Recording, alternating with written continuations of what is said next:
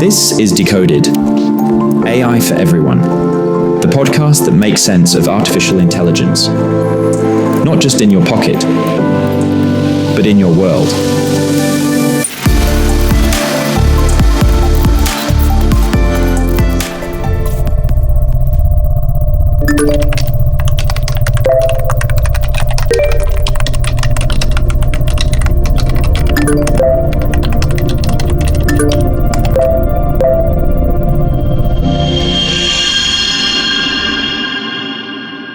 This season, we've talked about something that doesn't arrive with a headline, something that doesn't feel like a big moment, but changes things anyway, quietly, gradually, and often without us noticing.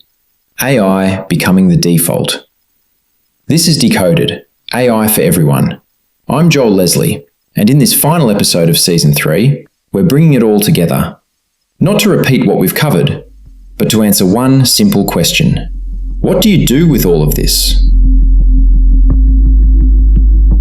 Over the past episodes, you've already seen the shift. Not in theory, but in everyday life. AI shaping decisions. AI shaping information. AI shaping what you see. AI encouraging you to continue. AI becoming present in how you work and think. None of this is dramatic. But all of it matters, because it changes how you operate. This isn't about tools anymore, it's about behaviour, habits, defaults, the way you think, the way you decide, the way you create. AI hasn't taken over, but it has taken a seat at the table, and in many cases, it's quietly influencing the conversation. So let's make this practical. If you're using AI to write, don't let it become your voice. Use it to challenge your thinking, generate ideas, refine structure, but make sure the final output still sounds like you. Because when it doesn't sound like you, it can work against you. If you're using AI to research, don't stop at the first answer. Use it to understand quickly, explore directions, but always, check sources, look at alternatives, go deeper when it matters. If you're using AI for automation, be aware of what it's doing. Use it to save time, reduce repetitive work, but check outcomes, review actions, stay in the loop, because AI can make mistakes, quiet ones. If you're using AI for creativity, don't let it replace the process. Use it to spark ideas, explore variations, challenge assumptions, but keep your taste, your judgement, your point of view. Make this memorable. If you're using AI for speed, think about where you still need depth. If you're using AI for answers, think about where you need understanding. If you're using AI for convenience, think about where you need control. If you're using AI to generate, think about what you want to own. Keep this grounded.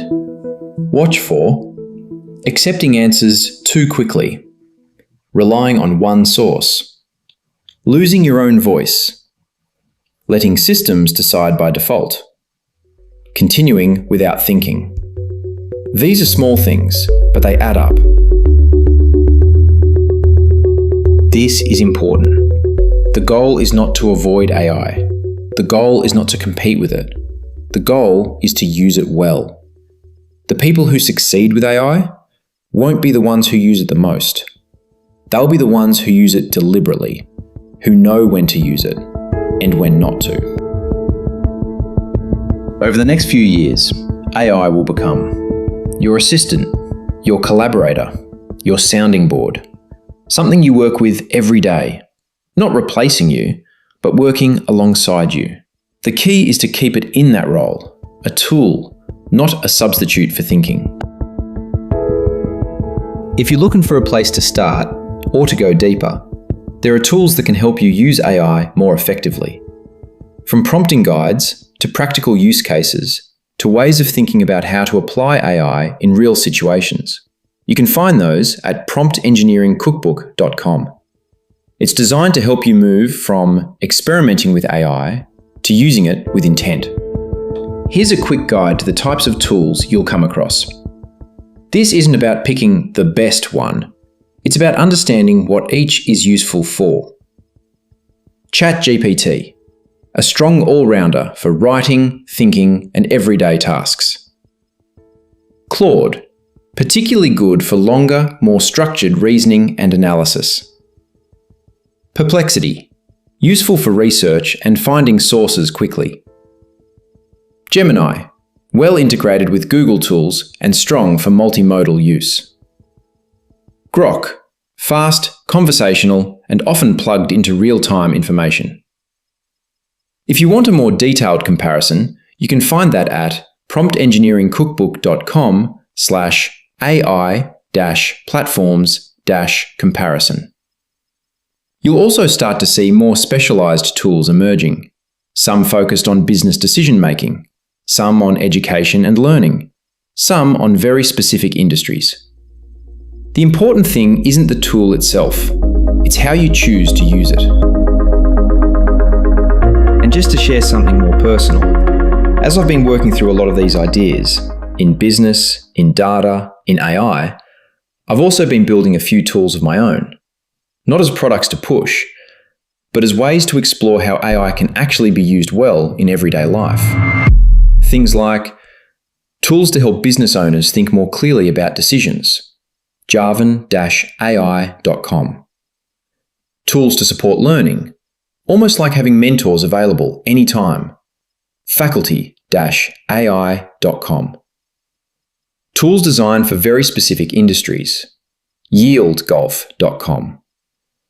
Even things as simple as making everyday tasks like cooking easier to personalize, cookingclips.com. They're all experiments in the same idea we've talked about this season, AI as a support, not a replacement. And if you try them, or have ideas, or think something could be better, I genuinely love to hear from you, because this space is moving quickly, and the best outcomes will come from people shaping it together. This season hasn't been about rules, or policies, or telling you what to do. It's been about something quieter, the habits you're forming, the defaults you're accepting, the way you're thinking. Because ethics, in practice, isn't something you read, it's something you repeat, every day. AI hasn't taken over the world, but it has quietly taken a seat at the table. And what happens next isn't just about what it can do, it's about how you choose to use it, where you stay involved, where you step back, where you remain human. This is Decoded, AI for everyone, and this was Season 3. Thanks for being part of it. We'll be taking a short break over the next few weeks as we prepare for Season 4. If you have ideas, questions, or topics you'd like us to explore, we'd love to hear from you. I'm Joel Leslie. Stay aware, stay intentional, stay human.